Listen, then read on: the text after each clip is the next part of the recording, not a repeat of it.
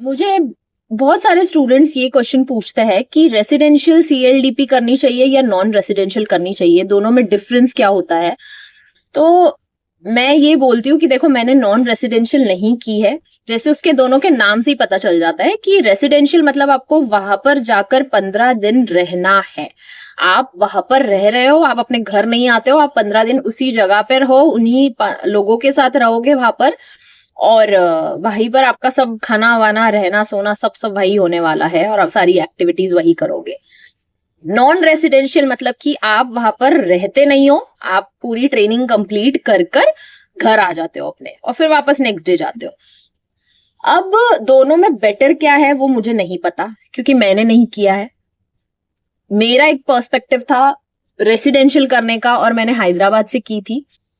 सबसे main motive कि वो हमारी लास्ट ट्रेनिंग होती है as a student, as a, क्योंकि हम उसके बाद स्टूडेंट नहीं है।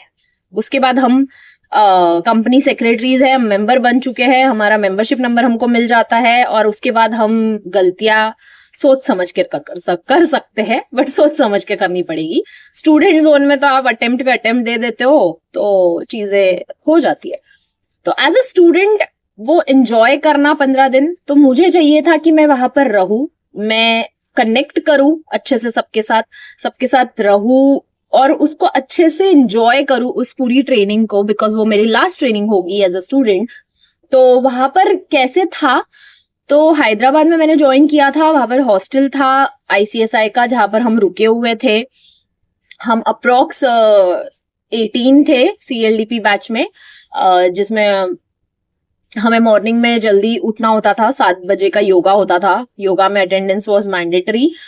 देन हमको जूस प्रोवाइड किया जाता था, कभी बीटरूट का जूस, कभी बादाम shake. So it was very interesting and food was also very nice. वो बात अलग है कि मुझे थोड़ा सा प्रॉब्लम हुआ because of the spiciness, and Maharashtra से ऑब्वियसली आप हैदराबाद में हो तो आपको थोड़ा सा इशू हो सकता है, but that's not an issue. And क्या होता है ना कि आपको इतने सारे एक्टिविटीज दी जाती है, कभी मूड कोर्ट है, कभी आपको कोई बुक रीडिंग करनी है, कभी आपको न्यूज़पेपर रीडिंग के लिए बोल देंगे, कभी आपको सडनली उठाकर बोल देंगे कि आकर स्टेज पर ये बोलो।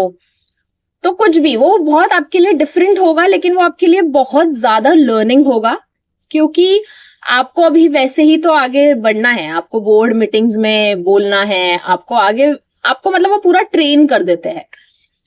तो बहुत इंटरेस्टिंग था। सोने मुझे मिलता नहीं था बिकॉज ऑफ द प्रेजेंटेशन आते थे, कभी मुटकोट की तैयारी करनी है, और रूल्स थे ऑब्वियसली कि आप 10 के बाद नहीं आ सकते, आपको एंट्री नहीं मिलेगी। तो आपको जो भी करना है आप 10 के पहले ही करो। बाहर जाना है, खाना है, जनरली मैं तो बाहर नहीं खाती थी बिकॉज मुझे सेफ्टी से रहना था, मुझे कुछ रिस्क नहीं लेने थे। एंड कॉफी, चाय, आपका पूरा ध्यान रखा गया था, मतलब हमारा तो रखा गया था बिकॉज हैदराबाद भी था, तो ऐसा नहीं था कि सिर्फ वहां की चीजें थी, महाराष्ट्र को भी मतलब पोहे भी थे, तो इडली भी थी, एंड प्रॉपर खाना था। और ऑब्वियसली हैदराबाद है तो डोसा, इडली, चावल, ये सब बहुत था। और मैंने इतना सारा मतलब चावल खा लिए कि मुझे ऐसे हो गया कि अब बस मुझे 1-2 महीने कोई चावल का नाम भी मत ले मेरे सामने।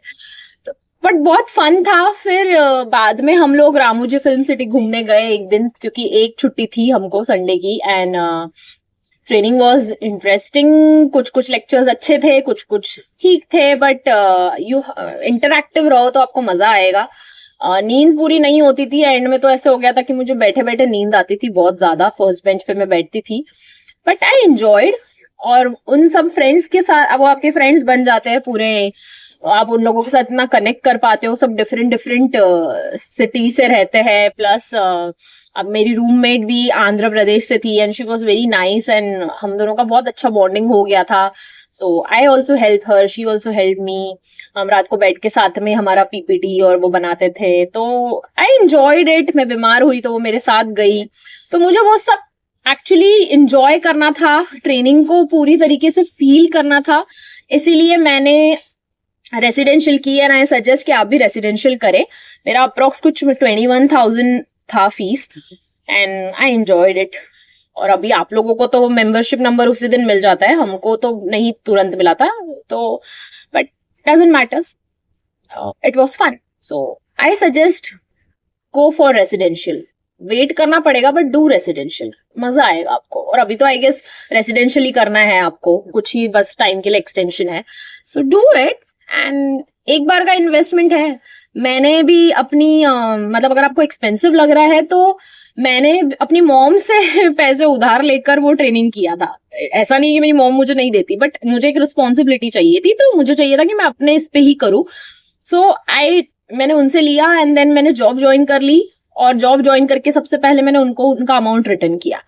तो expensive and all doesn't matters, and it was fun. If you can afford, definitely do it, and it's a great experience, and as a student वो आपका last experience होगा, so enjoy it and thank you so much.